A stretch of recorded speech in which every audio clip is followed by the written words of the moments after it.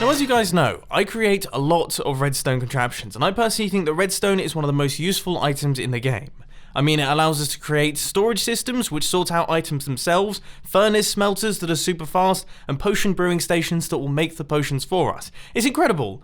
But there are also a bunch of redstone contraptions that I personally work on that could be argued are a little bit pointless. Let me explain. Now, just as a quick disclaimer before we begin, just because some of these things are pointless doesn't mean that they're not really, really cool. In fact, in my eyes, the more pointless the better. I love working on pointless redstone contraptions, and I will continue to work on pointless redstone contraptions because for me, they're probably the most fun.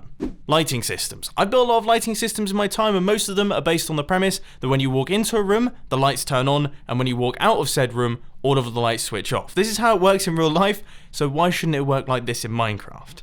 Well, it's because in real life, there's no chance of this sort of thing happening. When I turn off my bathroom light, there's no chance that when I walk in the next morning and I turn on the light, I'm going to be greeted by a witch in there. It's just not how it functions. So as cool as this is, me hitting this button here and turning all of these lights on in a lovely, smooth way, it kind of doesn't quite work, does it? Because when things get dark, things also get dangerous.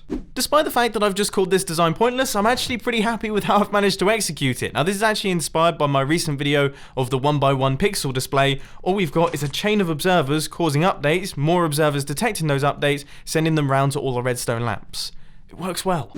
Guys, before I do this, I just want to make sure that I can trust you, okay? Because I'm being deadly serious here. You can't tell anyone about this, okay? I have hidden something extremely important in this area, and I really don't want anyone to find it because it's incredibly precious to me. It's a crafting bench. I've hidden away my crafting bench. Now, this is a huge trend in the Minecraft community. I personally have uploaded a ton of videos of different hidden crafting bench designs. There are all sorts of different tutorials on YouTube of how to build cool hidden crafting benches, and I've even gone a bit crazy with it and built absolutely massive and fancy designs for them. But if you take a bit of a step back, it's a little bit pointless, isn't it? I mean, let's be honest here. Who wants to hide away a crafting bench? Me. Keep your dirty hands away from my crafting bench, right? Now, what you see in front of you is a very big, relatively expensive, and also relatively time-consuming to build piston elevator. If we hop inside this minecart and hit this button, we'll begin being launched up by the slime blocks, and it's pretty good fun. It's a cool design, and it works reliably on servers. I personally absolutely love this thing. But let's be honest, it's not the speediest thing on the planet. In fact, I would say that a ladder wouldn't be too much slower than this, but also there are much faster and much cheaper designs out there. For example, the old right-clicky minecart design. And when you start getting into the realm of these sorts of piston elevators, which this one is clearly extremely complicated, it's also very slow and only transports you around about 5 blocks in total, then you really start hitting the realm of pointlessness. But as a fun fact, this is one of my most viewed elevators on my YouTube channel. So I guess you guys like pointless things. Oh gosh, this one's gonna ruffle some feathers. Piston doors. Now, I love building piston doors. I have built tons upon tons of piston doors. In fact, I would say about 10% of my redstone videos are based around piston doors. But let's be totally honest, this does just as much of a good a job as this. In fact, if anything, this thing's worse. It takes longer to open, it uses tons more resources, and you can't see through it. Being able to see through it, I don't know if that's a positive or not, but I went into that list thinking that I had 3 items, and I could only think of 2 of them, so that was the one that I went for, okay? I don't script these videos. Loss of words aside, I will add that this is like comparing a Peugeot to a Ferrari 250 GTO. Both of them will get you to the supermarket, but one of them is going to make you look really cool. It's the Ferrari 250 GTO. I felt like that went without saying, but I just wanted to quickly clarify just in case anyone was sat there confused. Now, another thing that I personally absolutely love building in Minecraft is combination locks. In fact, some of my earliest redstone videos and some of my earliest redstone projects that I took on in Minecraft were combination locks, trying my best to create combination locks with the highest number of possible combinations. But let's be totally honest here. Okay, when you build a combination lock, you're sort of relying on trust. You're relying on trust because you're hoping that the player that wanders into your base and encounters your combination lock doesn't think to themselves, huh, yeah, I guess that's a pretty cool combination lock, and then break the blocks of the door that the combination lock is meant to be protecting, steal the items, and run out of your base. Now, because I have a fairly positive outlook on humans in general, I like to think that most people aren't scumbags and will try their best to take on the combination lock. I like to think of it as a bit of a gentleman's rule. However, that isn't the case, is it? I would say 9 times out of 10, you're going to end up with a hole in the door situation. Doesn't matter how many millions of billions of possible combinations you have, nothing's going to beat the pickaxe. One thing that I like to install around pretty much all of my bases are ender stations. Now what these do is they allow you to get 1 full stack of ender pearls with the press of a button. You see we hit that there, and then we get exactly 16 being shot out once we pick them all up from the floor. Now these things are really simple, consisting of a wooden button, 2 droppers, and then 3 redstone torches, 3 blocks, and 1 piece of redstone dust set up in this formation. They take seconds to build, and I personally think they look really cool. But I mean,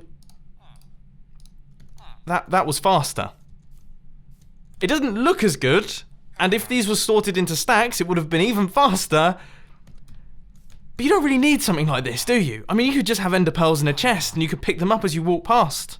And the problem continues with another one of my personal favourite redstone contraptions. If you've seen one of my piston houses, it's guaranteed to have one of these. And I have to say, this is a really, really cool design. As you can see right now, I'm completely naked, but if we stand in this block here and hit this button, boom, I am fully clothed and looking really, really good.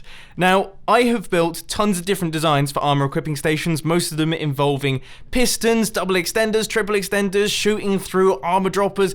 There's loads of crazy stuff going on. This is probably one of the simplest ones, but once again, the rule still applies. It's very easy to just reach inside a chest, pick up the armor, and equip it. You don't really need a designated place to go to actually put on your armor. You can kind of do it yourself. Yeah, you could probably do it yourself. Probably faster too. I hope you guys realise how soul destroying this video is to make. These are all my contraptions just being blasted. Now thankfully I'm feeling pretty confident that what I'm about to say isn't going to annoy anyone, because the sorts of people that get annoyed about what I'm about to say already left when I said that piston doors were pointless. But here goes. Farms. Now, I'm not saying all farms are pointless, because most farms aren't pointless. I'm just saying that massive farms like the ones that I have in my base right now, they are a little bit pointless. Down there, I've got a storage system with 36 double chests for every single item that is being farmed by my base. And all of those chests are full. They are completely filled up with items, and they have been for the past 4 or 5 months. I don't need 72 chests of sugarcane. Okay, I just don't need that. Nobody needs that much sugarcane. But here's the thing, these farms are still running, they're still producing items, and those items are still flowing into the sorting system, but then they're being chucked out because they're producing too many items. I don't have enough storage space for them. They're ridiculously efficient, they're over the top, and some could say that they are a little bit pointless. I still love them though. I mean, this place looks great. We're getting towards the height of pointlessness now. Player launchers. TNT-based player launchers. If I pop down to the bottom here and hit this button, this begins to happen. I'd totally forgotten how laggy this machine is. But if we press F3, you can see that this machine has launched us. So that is 12,000 blocks, 15,000 blocks. I mean, I've done this a couple times before. We will continue at this speed. I'm assuming this is terminal velocity for Minecraft, up to around about 35,000 blocks into the sky. 35,000 blocks. Now, this is already pointless because nothing's going to be up here. It's just going to be void. You can't build higher than 255 blocks. But it's also pointless because if we set ourselves into survival mode here and give it a test, it's quite predictable what's going to happen. I mean, we're not going to go anywhere, are we? All that TNT just blows us up. So this is a machine that sends us pointlessly high into the sky, but only in creative mode. Otherwise, you just die. But, ladies and gentlemen, I can take you one level of pointlessness higher than that, because when I hit this button right here, we should see something magical begins to happen. So, first off, the floor is now opening up, and as you can see, a house is beginning to pop up from underneath the ground. Now, this thing is ridiculously cool, and then we should also see that, yep, there we go. We do have a bit of a bug infestation, but all of those stone blocks have popped off. We've got a very horrible loud noise that I'm actually going to move away from. But there we go. Self-building structure, all done and dusted. But here's the deal. This is a one-use redstone contraption. So once you press that button and it's pushed your house up to the surface, it's now done. There's no way that you can pull this house back underneath the ground, and there's no way that you can build another house somewhere else using this redstone contraption. It's finished. It's completed. Now, if we take a look underneath the ground, you can see that this is a pretty serious redstone contraption. I mean, we've got lots of piston action going on, we've got all sorts of resources involved. This would be a serious build if you were to take it on. Now, let's just do the maths here. I think you'd probably be better off to just build the house. Wouldn't you? You'd just be better off building the house. Forget all this redstone nonsense. Just build the house and forget about it. So there we go. I guess that concludes today's redstone video, where I have concluded that all my previous redstone videos, bar maybe a small number of them, have been totally and utterly pointless. So I'm going to go and cry myself to sleep tonight into my pillow. Anyway, I hope you enjoyed this video. If you did, please also hit that like button. And if you really loved it, then make sure to subscribe. But thanks for watching, guys. This has been Mumbo, and I'm out. I'll see you later.